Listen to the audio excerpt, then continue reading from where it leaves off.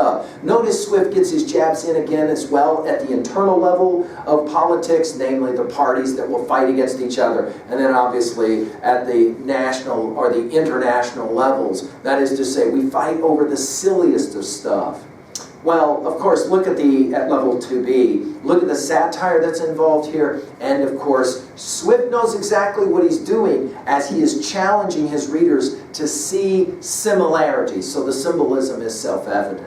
At 3A, well, we have any number of examples here. We already mentioned the satire of Chaucer. He will, of course, attack church hypocrisy and the power of the patriarchy and notions of nobility, as we've talked about in prior lectures at learnstrong.net. We, of course, are playing similar kinds of games here. We can as well put in our notes Candide, Voltaire's Candide. That's going to be another great piece of satire, Enlightenment satire for us.